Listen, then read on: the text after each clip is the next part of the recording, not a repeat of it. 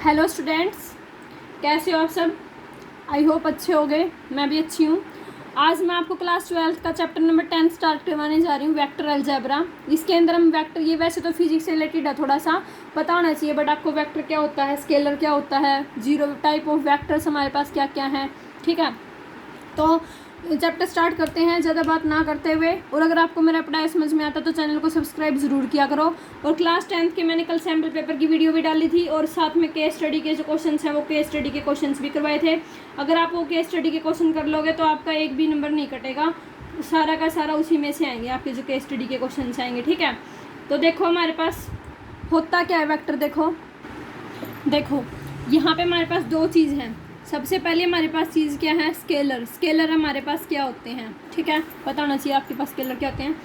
Scalar हमारे पास वो होते हैं जिसके पास सिर्फ क्या होती है, एक क्वांटिटी होती है, यानी कि जिसके पास सिर्फ हमारे पास क्या होता है, मैग्नीट्यूड होता है, मैग्नीट्यूड। वेक्टर क्वांटिटी हमारे पास कौन सी होती है, जिसके पास हमारे पास क्या हो, मैग्नीट्यूड भी हो और हमारे पास क्या हो, डायरेक्शन भी हो, ठीक है, डायरेक्शन, यानी कि जो दूसरा वेक्टर है उसको उसकी आपको पोजीशन भी पता हो, ठीक है। तो स्केलर तो हमारे पास ऐसी क्वांटिटी हो जाएगी जिसके पास सिर्फ क्या हो, वन वैल्यू हो, यानी कि मैग्नीट्यूड हो, वो हमारे पास क्या आएगा, रियल नंबर आएगा, ठीक है। वेक्टर हमारे पास क्या होगा, जिसके पास मैग्नीट्यूड भी हो और डायरेक्शन भी हो, तो उसको हम क्या बोलेंगे, वेक्टर बोलेंगे। अब देखो जैसे हमारे पास क्या हो, बहुत सारी क्वांटिटीज़ हैं, जैसे लेंथ होगी, मास, टाइम, डिस्टेंस, स्पीड, एरिया, ये सारी की सारी जो हमारे पास क्या है, ये जो क्वांटिटी है ये सारी की सारी हमारे पास। अब मैं आपको एग्जांपल बताऊंगी स्केलर के कौन से हैं और वेक्टर के कौन से, इसको आपको बिल्कुल क्लियर हो जाएगा, ठीक है। फर्स्ट एक्सरसाइज आपकी ऐसे ही हो जाएगी। तो देखो हमारे पास स्केलर क्वांटिटी कौन कौन सी हो जाएंगी, जिनके पास सिर्फ क्या है, मैग्नीट्यूड है, यानी कि लेंथ होगी, लेंथ हमारे पास क्या होता है, मैग्नीट्यूड होता है सिर्फ इसके पास, तो ये हमारे पास स्केलर क्वांटिटी हो जाएगी। Mass, time, distance, speed, area, volume, temperature, work done, density और रेजिस्टेंस, ये सारे के सारे हमारे पास क्या है, स्केलर क्वांटिटी हैं। आगे समझ में। उसके बाद वेक्टर क्वांटिटी कौन कौन सी होती है, जिसके पास मैग्नीट्यूड भी और डायरेक्शन भी हो, यानी कि वेलोसिटी होगी, displacement, acceleration, force, weight, momentum, electric field और इंटेंसिटी, ठीक है। ये सारी की सारी हमारे पास क्या हो जाएंगी, वेक्टर क्वांटिटी हो जाएंगी। तो आपको इनके बीच में डिफरेंस पता चल गया, ठीक है। अब हमारे पास क्या होता है, एक ऐसी लाइन होती है जिसके पास सिर्फ क्या होते हैं, दो डायरेक्शन होती हैं, ठीक है, उसको हम क्या बोलते हैं, डायरेक्शन लाइन बोलते हैं, डायरेक्टेड लाइन बोलते हैं। जैसे मान लो हमारे पास ये होगी इस तरीके से, ठीक है, इसको हम क्या बोलते हैं, डायरेक्टेड लाइन बोलते हैं, जिसके इस तरीके से एरो होते हैं, इस तरीके से एरो होते हैं, इसको हम क्या बोलते हैं, डायरेक्टेड लाइन बोलते हैं। और एक बात और, जो हमारे पास क्या होता है, जो लेंथ होती है हमारी वो कभी भी नेगेटिव नहीं होती, लेंथ हमारी ऑलवेज क्या होती है, नॉन नेगेटिव बोलते हैं उसको, कि लेंथ हमारे पास जो होती है वो नॉन नेगेटिव होती है। आगे समझ में। अब पढ़ते हैं हम पोजीशन वेक्टर के बारे में, कि पोजीशन वेक्टर हमारे पास क्या होता है। देखो जैसे हमने एक प्लेन ले लिया, हमारे पास ये प्लेन हो गया, हमारे पास एक्स वाई जेड प्लेन हो गया यहाँ पे हमारे पास, ठीक है। ये हमारे पास कौन सी होगी, वाई एक्सिस होगी, ये हमारे पास जेड एक्सिस होगी, ये हमारे पास क्या होगी, एक्स एक्सिस होगी। यहाँ पे हमारे पास क्या होता है, ओ होता है ओरिजिन, 0 0 0, ठीक है। यहाँ पे मैंने कोई पॉइंट ले लिया P, ये इस तरीके से P पॉइंट ले लिया, इसके कोऑर्डिनेट क्या है, एक्स वाई जेड है, ठीक है। तो जो ये हमारे पास OP होएगा इसको हम बोलेंगे पोजीशन वेक्टर, और इसको किससे डिनोट करते हैं, R से डिनोट करते हैं, ठीक है। जो OP वेक्टर इसको हम क्या बोलते हैं, पोजीशन वेक्टर बोलते हैं, पोजीशन वेक्टर, और इसको हम R से डिनोट करते हैं। पोजीशन वेक्टर हमारे पास क्या होता है, जिसका हमारे पास क्या हो, इनिशियल पॉइंट हो, और हमारे पास क्या हो, टर्मिनल पॉइंट। इनिशियल पॉइंट वो पॉइंट होता है जहाँ से हम स्टार्ट करते हैं, ठीक है, और टर्मिनल पॉइंट हमारे पास वो पॉइंट होता है जो हमारा फाइनल पॉइंट होता है, जिसको फाइनल पॉइंट भी बोलते हैं हम, ठीक है। तो वो हमारे पास क्या हो जाएगा, टर्मिनल पॉइंट हो जाएगा। तो O हमारे पास इसका स्टार्टिंग पॉइंट हो गया, यानी कि इनिशियल पॉइंट हो गया, और P हमारे पास इसका क्या हो गया, फाइनल पॉइंट, यानी कि टर्मिनल पॉइंट हो गया, ठीक है। तो इसको हम क्या बोल देंगे, OP को पोजीशन वेक्टर बोल देंगे। आगे समझ में। अब पोजीशन वेक्टर निकलता किस तरीके से, डिस्टेंस फॉर्मूले से निकलता है। किस तरीके से होगा, x माइनस 0 का स्क्वायर क्या आएगा, x का स्क्वायर, प्लस में y माइनस 0 का स्क्वायर क्या आ गया, y का स्क्वायर, प्लस में z माइनस 0 का स्क्वायर हमारे पास क्या आ गया, z का स्क्वायर। तो ये हमारे पास क्या होता है, पोजीशन वेक्टर होता है। पोजीशन वेक्टर हमारा किस तरीके से निकलेगा, डिस्टेंस फॉर्मूले से निकलेगा। आगे समझ में। अब मान लो मैंने 3 पॉइंट ले लिए पोजीशन वेक्टर के। देखो अब हमने क्या ले लिया, डायरेक्शन कोसाइन पढ़ रहे हैं हम, कि हमारे पास जो डायरेक्शन कोसाइन होते हैं वो हमारे पास क्या होते हैं, ठीक है, डायरेक्शन कोसाइंस। हमने क्या ले लिया, एक पोजीशन वेक्टर ले लिया, ओपी पोजीशन वेक्टर हो गया हमारे पास, ठीक है, आर वेक्टर भी बोल आप उसको, जिसके कोऑर्डिनेट हमारे पास क्या है, एक्स वाई जेड है। जो एंगल्स है हमारे पास, अल्फा एंगल हमारा एक्स एक्सिस के साथ बन रहा है, बीटा एंगल हमारा वाई एक्सिस के साथ बन रहा है, और गामा एंगल हमारा जेड एक्सिस के साथ बन रहा है, ठीक है। तो अल्फा बीटा गामा हमारे पास एंगल हो गए जो किसके साथ बन रहे हैं, आर वेक्टर के साथ बन रहे हैं, एक्स वाई जेड एक्सिस के ऊपर। आगे समझ में, तो इनको हम क्या बोलते हैं, जो हमारे पास अल्फा होएगा, बीटा होएगा, गामा होएगा, इनको हम क्या बोलेंगे, इनको डायरेक्शन एंगल बोलते हैं, ठीक है, डायरेक्शन एंगल्स। आगे समझ में। उसके बाद हमारे पास जो कोसाइंस की वैल्यू होती है वो हमारे पास क्या हो जाएगी, कोस अल्फा, कोस बीटा, और क्या हो जाएगा, cos gamma, cos alpha, cos beta, cos gamma, ठीक है। इनको हम क्या बोलते हैं, इनको डायरेक्शन कोसाइन बोलते हैं, डायरेक्शन कोसाइंस।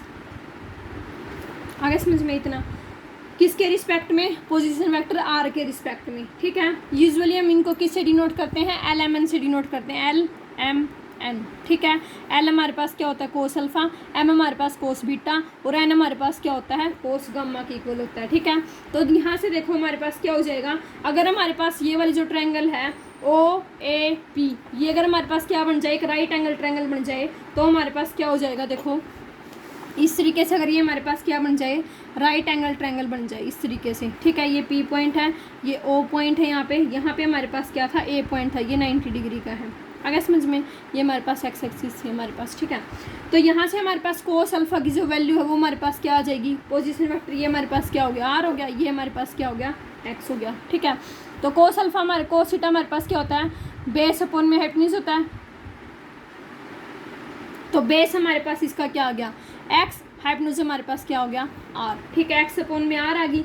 सिमिलरली हमारे पास कोस बीटा की जो वैल्यू है, कोस बीटा की, वो हमारे पास क्या आ जाएगी, वाई अपॉन में आर, और सिमिलरली हमारे पास कोस गामा की वैल्यू हमारे पास क्या आ जाएगी, जेड अपॉन में आर आ जाएगी।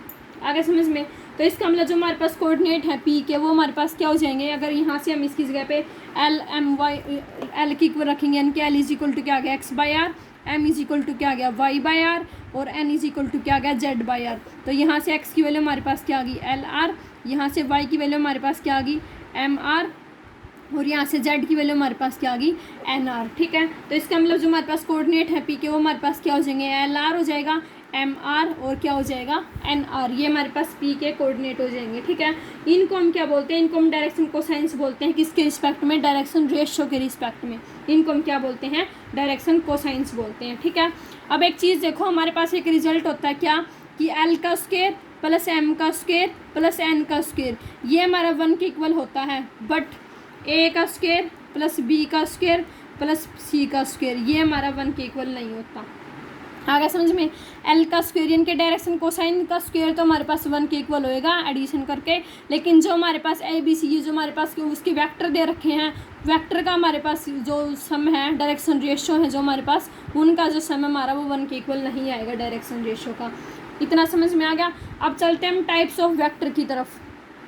देखो सबसे पहला है हमारा जीरो वेक्टर। जीरो वेक्टर हमारे पास कौन सा होता है, एक ऐसा वेक्टर जिसका इनिशियल पॉइंट और टर्मिनल पॉइंट हमारे पास क्या हो जाए, सेम हो जाए, ठीक है। जैसे हमारे पास हो गया ए वेक्टर हो गया, बी वेक्टर हो गया, ठीक है। इनका इनिशियल पॉइंट और टर्मिनल पॉइंट हमारे पास क्या है, सेम है। तो ऐसे वेक्टर को हम जीरो वेक्टर भी बोलते हैं और क्या बोलते हैं, नल वेक्टर भी बोलते हैं। आगे समझ में। सबसे पहला है हमारा जीरो वेक्टर। उसके बाद देखो, उसके बाद होता है हमारे पास, यहाँ से करा देती हूँ आपको, उसके बाद आता है यूनिट वेक्टर। यूनिट वेक्टर हमारे पास कौन सा होता है, एक ऐसा वेक्टर जिसका हमारे पास क्या हो, यूनिट वेक्टर हो, यानी कि 1 हो, जिसका मॉडुलस हमारे पास क्या हो, 1 हो, उसको हम क्या बोलते हैं, यूनिट वेक्टर बोलते हैं। यूनिट वेक्टर है in the direction of A given उसको क्या डिनोट करते हैं, ए कैप से डिनोट करते हैं। यहाँ पे हमारे पास फॉर्मूला होता है यूनिट वेक्टर का, A cap is equal to A vector upon में मैग्नीट्यूड ऑफ ए वेक्टर। ये हमारे पास यूनिट वेक्टर निकालने का फॉर्मूला है। आगे समझ में। एग्जाम्पल करा देती हूँ। जैसे मान लो मैंने एक वेक्टर ले लिया, A vector is equal to 2i + j + 3k, ठीक है। तो यहाँ पे ए वेक्टर हो गया, इसका मैग्नीट्यूड हमारे पास क्या आ जाएगा, 2 का स्क्वायर 4 प्लस में 1 का स्क्वायर 1 प्लस में 3 का स्क्वायर क्या आ गया 9, ठीक है। तो 9 1 10, 10 प्लस का 4 14। तो हमारे पास इसका मैग्नीट्यूड कितना आ गया 14। तो हमारे पास यूनिट वेक्टर क्या आ जाएगा, वेक्टर ए यानी कि 2i + j + 3k अपॉन में हमारे पास क्या हो जाएगा √14, ठीक है। अब इसको अलग अलग डिवाइड कर देंगे, तो 2 अपॉन में √14i + 1 अपॉन में √14j प्लस 3/√14 के, ये हमारे पास क्या आ जाएगी, यूनिट वेक्टर की वैल्यू आ जाएगी। इस तरीके से आपको यूनिट वेक्टर निकालने हैं। इस टाइप के बहुत सारे क्वेश्चंस आपको मिलेंगे, बहुत सारे क्वेश्चंस आते हैं इसके। सेकंड क्वेश्चन देखो हमारे पास, सेकंड टाइप हमारे पास क्या होती है, कोइनिशियल वेक्टर। कोइनिशियल का मतलब देखो जिसके 2 या 2 से ज़्यादा वेक्टर हैं उनका इनिशियल पॉइंट हमारे पास क्या हो जाए, सेम हो जाए, ठीक है, उसको हम क्या बोलते हैं, कोइनिशियल वेक्टर बोलते हैं। तो देखो कोइनिशियल वेक्टर हमारे पास कौन सा हो जाएगा, 2 या 2 से ज़्यादा ऐसे वेक्टर जिनका इनिशियल पॉइंट हमारे पास क्या हो जाए, सेम हो जाए, उसको हम क्या बोलेंगे, कोइनिशियल वेक्टर बोलेंगे। उसके बाद क्या आता है, कोलिनियर वेक्टर होता है। कोलिनियर वेक्टर हमारे पास कौन सा हो जाएगा, 2 या 2 से ज़्यादा ऐसे वेक्टर जो हमारे पास क्या हो जाए, पैरेलल हो जाए, यानी कि सेम लाइन के ऊपर हो जाए, उनको हम क्या बोलेंगे, parallel to the same line, उनको हम क्या बोलेंगे, कोलिनियर वेक्टर बोलेंगे, यानी कि उनकी मैग्नीट्यूड और डायरेक्शन वो दोनों क्या हो, सेम लाइन के ऊपर हो, ठीक है। उसके बाद आता है इक्वल वेक्टर। इक्वल वेक्टर हमारे पास कौन सा होता है, 2 वेक्टर ऐसे, उनको हम इक्वल कब बोलेंगे, अगर हमारे पास उनकी मैग्नीट्यूड और डायरेक्शन है वो क्या हो जाए, सेम हो जाए, ठीक है, तो उसको हम क्या बोलेंगे, इक्वल वेक्टर बोल देंगे। जैसे A vector is equal to B vector, अगर इनकी मैग्नीट्यूड और डायरेक्शन दोनों चीज़ें हमारे पास क्या हो जाएंगी, इक्वल हो जाएंगी। तो नेगेटिव ऑफ ए वेक्टर हमारे पास क्या होता है, नेगेटिव का मतलब क्या होता है, उसका उल्टा। तो हमारे पास जैसे ए बी है, उसका नेगेटिव हमारे पास क्या हो जाएगा, बी ए हो जाएगा, ठीक है। उसके बाद देखो ये आपको एग्जांपल दे रखे हैं, करवाऊंगी। फ्री वेक्टर हमारे पास ऐसे वेक्टर होते हैं जिनके हमारे पास क्या होता है, चेंज हो जाते हैं मैग्नीट्यूड भी और डायरेक्शन, उनको हम क्या बोलते हैं, फ्री वेक्टर बोलते हैं, ठीक है। अब देखो ये वाली चीज़ें तो मैं आपको पहले बता चुकी हूँ कि फोर्स क्या होता है, वेलोसिटी क्या होती है, वर्क डन, ये सारी चीज़ मैं आपको पहले ही बता चुकी हूँ, ठीक है। ये क्वेश्चन देखो, क्वेश्चन नंबर 4 आपके पास क्या दे रखा है, ये आपके पास एक डायग्राम दे रखा है, ठीक है। इसमें पूछा कि कोइनिशियल वेक्टर कौन सा है, इक्वल वेक्टर कौन सा है, कोलिनियर बट नॉट इक्वल कौन सा है, ठीक है।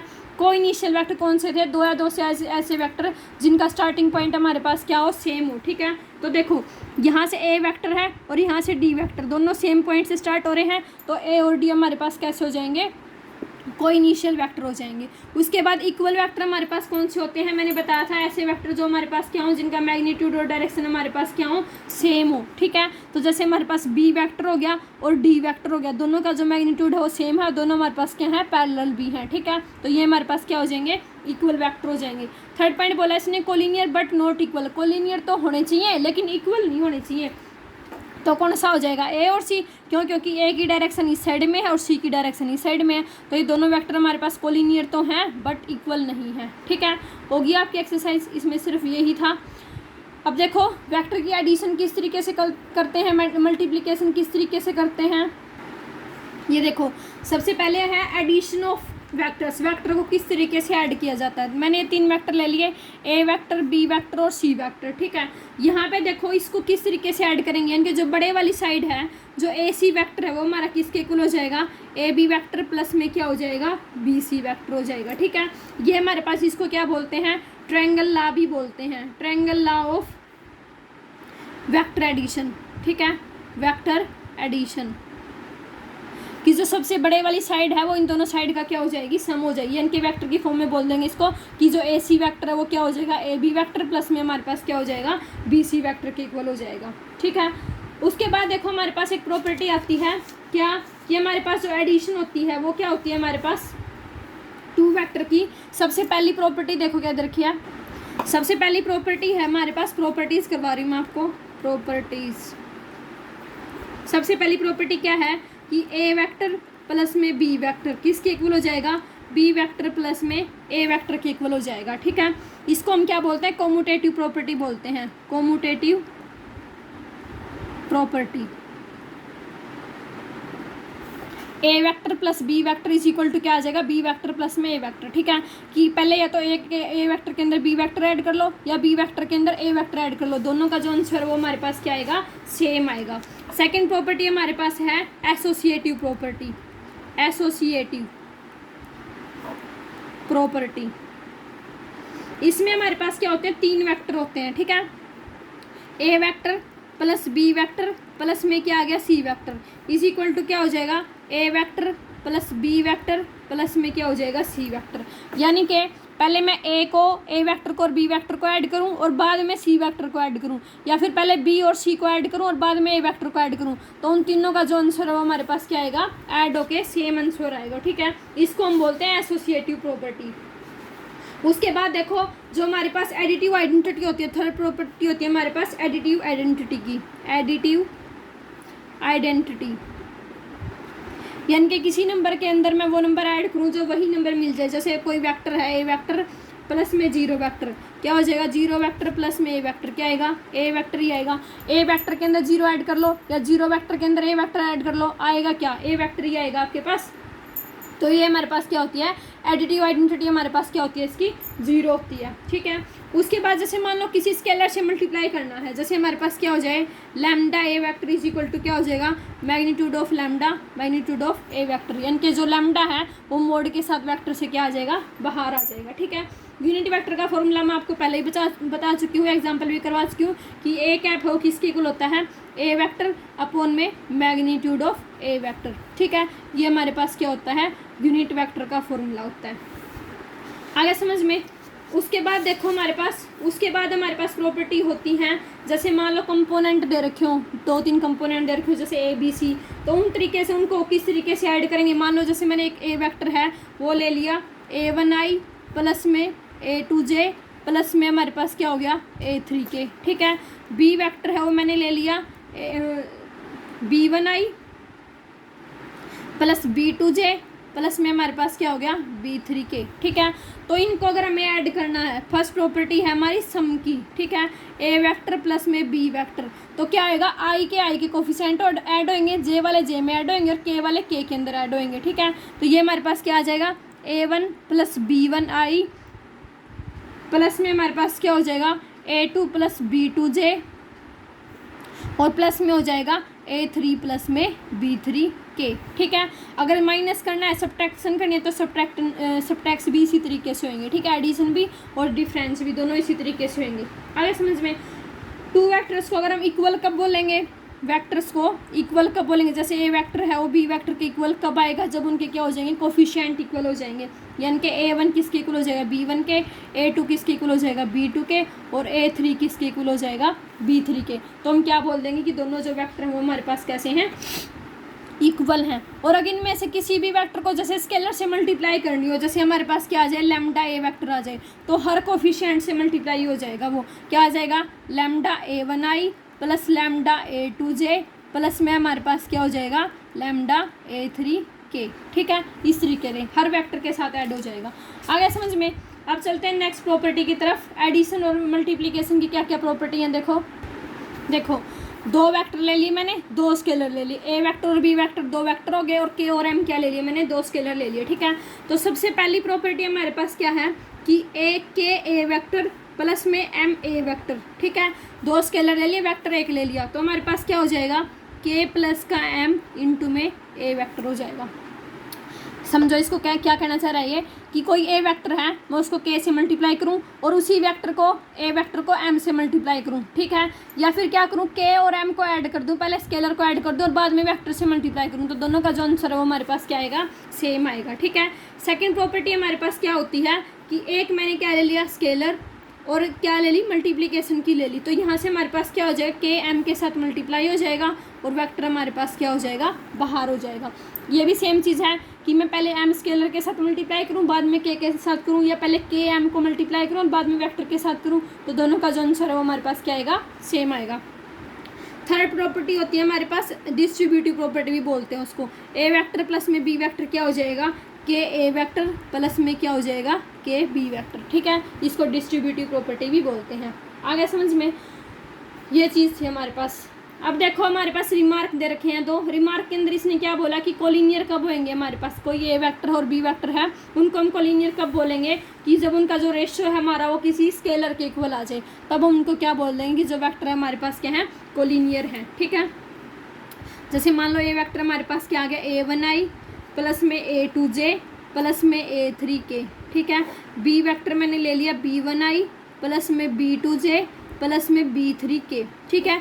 इन दोनों को कोलिनियर कब बोलेंगे, कोलिनियर वेक्टर कब बोलेंगे, जब हमारे पास इनका जो रेशियो किसी कॉन्स्टेंट के इक्वल आ जाए, यानी कि B1 अपॉन में A1 is equal to B2 upon में A2 is equal to B3 upon में क्या आ जाए, A3 इज इक्वल टू क्या आ जाए, किसी कॉन्स्टेंट के इक्वल आ जाए, तो इसको हम क्या बोल देंगे, कोलिनियर वेक्टर बोल देंगे। इतना समझ में आ गया। नेक्स्ट देखो हमारे पास क्या होता है, डायरेक्शन रेशियो क्या होते हैं। जैसे हमारे पास जो ये A1 A2 A3 है ना, इनको हम क्या बोलते हैं, A1 A2 A3, इनको हम क्या बोलते हैं, डायरेक्शन रेशियो बोलते हैं। ये बात मैं आपको पहले भी बता चुकी हूँ, डायरेक्शन रेशियोज, ठीक है। उसके बाद जो LMN होते हैं उनको हम क्या बोलते हैं, डायरेक्शन कोसाइंस बोलते हैं। अल्फा बीटा गामा के रिस्पेक्ट में होते हैं ये हमारे पास, ठीक है।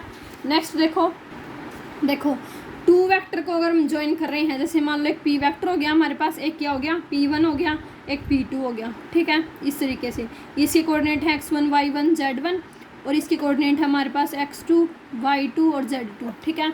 तो ये किस तरीके से निकलता है हमारे पास, P1 P2 का जो वेक्टर है वो हमारे पास किस तरीके से निकलेगा, मैग्नीट्यूड यानी कि डिस्टेंस फॉर्मूला लग जाएगा x2 माइनस x1 का स्क्वायर प्लस में y2 माइनस y1 का होल स्क्वायर प्लस में क्या हो जाएगा z2 माइनस में z1 का होल स्क्वायर, ठीक है। ये हमारे पास इसको क्या बोल देंगे, मैग्नीट्यूड भी बोलते हैं इसको, डिस्टेंस फार्मूला बोलते हैं, ठीक है। ये होता है हमारे पास। उसके बाद आता है सेक्शन फार्मूला। आज इस वीडियो के अंदर आपको पूरा का पूरा बेसिक करवा दूंगी मैं, उसके बाद एक्सरसाइज करेंगे इनकी, ठीक है, कल वाली वीडियो के अंदर। आज वीडियो के अंदर सिर्फ मैं आपको क्या कराऊंगी, इसका बेसिक करवाऊंगी। अब देखो सेक्शन फार्मूला कैसे आता है। सेक्शन फार्मूला देखो 2 तरीके से आता है इसमें। एक तो होता है इंटरनली कि जो पी क्यू है वो उसको क्या कर रहा है, इंटरनली डिवाइड कर रहा है। एक होता है कि जो पी क्यू है वो उसको क्या कर रहा है, एक्सटर्नली डिवाइड कर रहा है आर को, ठीक है। इस आर को पी क्यू एक तो इंटरनली डिवाइड करेगा और एक एक्सटर्नली डिवाइड करेगा। जब हमारे पास क्या होता है, when R divides P Q internally, जब इंटरनली डिवाइड करता तो हमारे पास फॉर्मूला क्या आ जाता है, आर वेक्टर का, यानी कि हमारे पास ओ आर वेक्टर बोल लो इसको, क्योंकि यहाँ पे ओ आर वेक्टर है, पोजीशन वेक्टर जो है वो क्या हो जाएगा, एम बी वेक्टर, क्योंकि एम रेशियो एन में डिवाइड कर रहा है, एम बी वेक्टर प्लस में एन ए वेक्टर अपॉन में क्या होता है, एम प्लस एन, ठीक है। ये होता है हमारे पास जब इंटरनली डिवाइड करता है। लेकिन जब हमारे पास क्या करता है, एक्सटर्नली डिवाइड करता है, एक्सटर्नली अगर वो डिवाइड करेगा तो हमारे पास जो ओ आर का जो फॉर्मूला है वो हमारे पास क्या हो जाएगा, M B vector minus N A vector upon में क्या हो जाएगा, एम माइनस का एन, यानी कि पूरे फॉर्मूले में माइनस आ जाएगा, ठीक है। ये चीज़ आप ध्यान रख लेना कि इंटरनली में तो प्लस होएगा और एक्सटर्नली में हमारे पास क्या हो जाएगा, माइनस हो जाएगा, ठीक है। ये हमारे पास क्या है, सेक्शन फॉर्मूला है। जैसे हमारे पास 10th के अंदर था ना, 10th के हमारे पास क्या था formula, m1 y1 m1 y2 plus का m2 y1 अपॉन में क्या था, m1 प्लस का m2, ठीक है। इसी तरीके से यहाँ पे रेशो mn दे दिया और वेक्टर ले लिए, यहाँ पे हमारे पास y1 y2 होते थे, यहाँ पे हमारे पास वेक्टर क्या हो जाएंगे, a वेक्टर और b वेक्टर हो जाएंगे। बाकी सारा काम सेम है। क्वेश्चन अभी मैं नहीं करवाऊंगी क्योंकि क्वेश्चन हम नेक्स्ट वीडियो के अंदर करेंगे, ठीक है। उसके बाद देखो हमारे पास इस वीडियो के अंदर मैं आपको पूरा का पूरा जो बेसिक है ना इसका वो बेसिक करवा दूंगी बस। अब देखो हमारे पास क्या चीज़ आती है, अब देखो यहाँ तक हो गया हमारा, यहाँ तक हमारा 2 एक्सरसाइज का बेसिक हो चुका है, ठीक है। नेक्स्ट वीडियो के अंदर मैं आपको क्या करवाऊंगी, ये 2 एक्सरसाइज सोल्व करवा के नेक्स्ट वीडियो के अंदर मैं आपको कराऊंगी प्रोडक्ट ऑफ 2 वेक्टर्स, मतलब कि 2 वेक्टर को मल्टीप्लाई यानी कि उनकी प्रोडक्ट है वो किस तरीके से की जाती है। स्केलर की डॉट प्रोडक्ट होती है और हमारे पास क्या होती है, क्रॉस प्रोडक्ट होती है वेक्टर की, ठीक है।